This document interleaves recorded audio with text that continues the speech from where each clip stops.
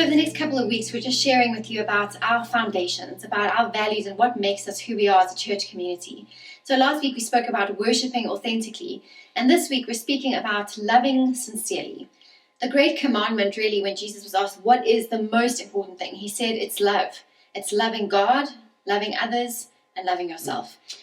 And I think the thing with these values for us is, we've always said we don't want them to just be values on a wall or values that we write on a piece of paper. And since the beginning, we know that the values have been the thing that have held us, the thing that have guided us when we gather together, the things that we have revolved church around and instilled in everything that we do. So we want to continue that online as well. So how do we connect purposefully as the other value, but in a loving way, so that we can love sincerely those around us? And I think it comes down to the word authentic from last week, worshiping authentically. When we can be authentic with people, we can love people from that place as well. When we can love people sincerely, not fake love.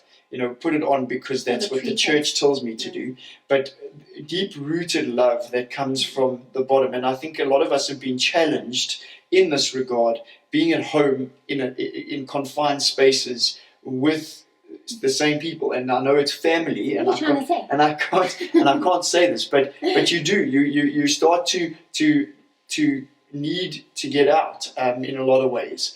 And I'm praying that we can practice this loving sincerely, and that means having the honest conversations as well, because out of that comes sincere, deep love of trust as well.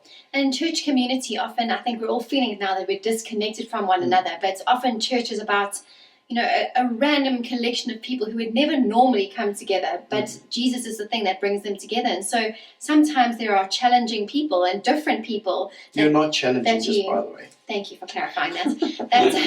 That may, we won't say anything about Craig, that may be difficult for you to actually love, but we really strive to be a church community in which everyone can feel and experience that being loved, being welcomed and embraced into a family, even if they're different from us, even if they're not the kind of person we would normally spend time with, but really learning what it means to love each other sincerely. That's something that we keep striving toward, and that God is perhaps showing us in new ways in this time.